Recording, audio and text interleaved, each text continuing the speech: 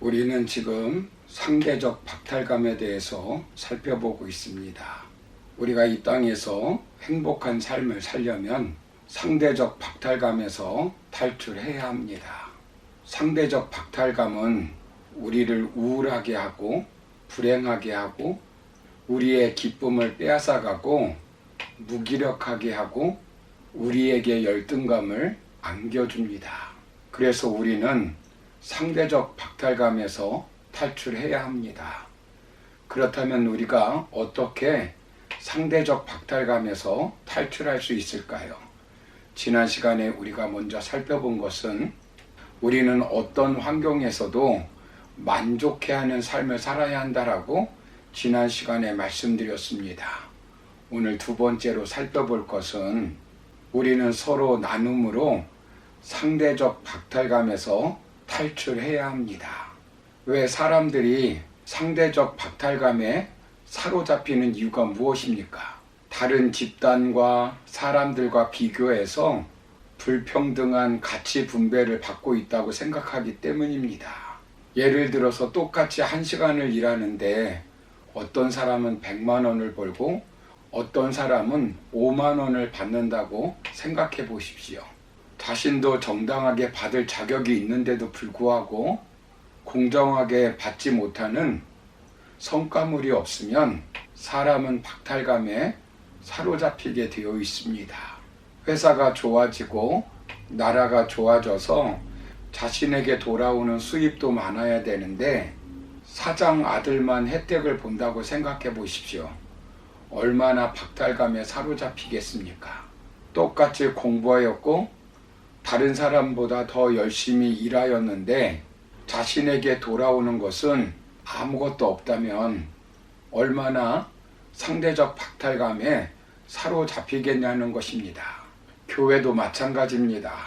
아버지가 담임 목사라고 하는 이유 때문에 그의 아들이 그 교회를 물려받는 세습 교회를 유지하는 것을 보게 됩니다. 그런 모습을 볼 때 다른 목사들 열심히 공부하고 열심히 목회하였지만 그런 모습을 보고 상대적 박탈감에 사로잡히는 것입니다. 불평등한 분배로 인하여 발생되는 상대적 박탈감은 개인적 박탈감과 집단적 박탈감으로 나타나게 됩니다. 개인적 박탈감은 구성원끼리 느끼는 것입니다. 예를 들어서 회사에서 열심히 일했는데 사장은 1억을 가져가고 부장은 5천만 원을 가져가고 자신은 50만 원을 가져간다면 상당한 박탈감에 사로잡히게 됩니다. 자신의 성과가 주관적 기준에 미치지 못하는 것입니다. 집단적 박탈감은 경제가 발전했는데 사업주에 비해 노동자에게는 이익이 적게 분배되는 것을 보고 나타나는 것입니다. 계층 간의 갈등이 일어납니다. 나라의 경제가 60년대에 비해서 300배가 좋아졌다고 합니다. 그런데 농민은 2배가 좋아져서 농민들이 집단적 박탈감에 사로잡혀 사는 것을 보게 됩니다. 우리나라에서 나타나는 지역 감정도 마찬가지입니다. 권력과 자본이 각 지역마다 골고루 나누어져야 되는데 그렇게 분배가 되지 않는 것입니다. 우리나라의 역사를 보면 대통령이 어느 지역 누구냐에 따라서 분배가 달라지는 것을 보게 됩니다. 그래서 상대적 집단 박탈감이 일어나는 것입니다. 사회의 부당성으로 나타나는 박탈감입니다. 이런 것은 인간이 살아가는 사회 속에서 끊임없이 일어납니다. 예수님께서 재림할 때까지는 사회는 평등하지 않습니다. 불평등한 가치 분배는 해소되지 않습니다. 어쩔 수 없는 것입니다. 로마 시대 때도 그랬고 예수님 시대 때도 그랬습니다. 이러한 분배의 불균형은 자연 현상이라기보다는 인간만이 가지고 있는 사회 제도의 산물입니다. 분배의 불평등은 권력과 부의 세습으로 인간만이 가지고 있는 독특한 현상입니다. 현재 우리나라를 보면 한국 사회에서 가장 화려한 직업이라고 볼 수 있는 것이 연예인들입니다. 그런데 연예인 중에 1년에 500만 원도 못 버는 사람들이 최대 18,000명이라고 합니다. 그들을 가리켜서 극빈곤층 연예인이라고 말합니다. 국민 중 560만 명이 빈곤층이라고 합니다. 자영업자 720만 명 중에 414만 명은 한 달에 100만 원도 벌지 못한다고 합니다. 창업을 한 뒤 3년을 버틴 자영업자는 46%에 그치고 있다고 합니다. 그리고 한국 경영진은 직원의 18배를 가지고 간다고 합니다.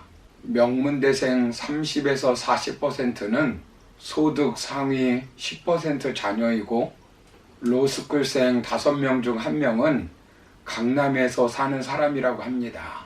집값이 높을수록 잘 나가는 로스쿨에 진학한다고 합니다. 상대적 박탈감에 살아가는 사람들이 더 많이 늘어나고 있다는 것입니다. 경제적 규모는 커졌는데 상대적 박탈감은 더 심화되고 있는 것입니다. 이런 박탈감에서 우리는 어떻게 탈출할 수 있겠습니까? 사도 바울은 이런 박탈감에서 어떻게 해방되었습니까? 본문 14절을 보시면 그러나 너희가 내 괴로움에 함께 참여하였으니 잘하였도다 라고 말씀합니다. 사회 구조 속에서 상대적 박탈감에 사로잡힐 수 있는 사도 바울은 너희가 내 괴로움에 참여했다라고 말합니다. 이 편지를 받고 있는 빌립보 교회 성도들을 말합니다. 즉 사도 바울과 고통을 함께 나눈 것입니다. 구체적으로 무엇으로 고통을 나누었다고 합니까? 본문 15절 16절을 보시면 빌립보 사람들아 너희도 알거니와 복음의 시초에 내가 마게도냐를 떠날 때에 주고받는 내 일에 참여한 교회가 너희 외에 아무도 없었느니라.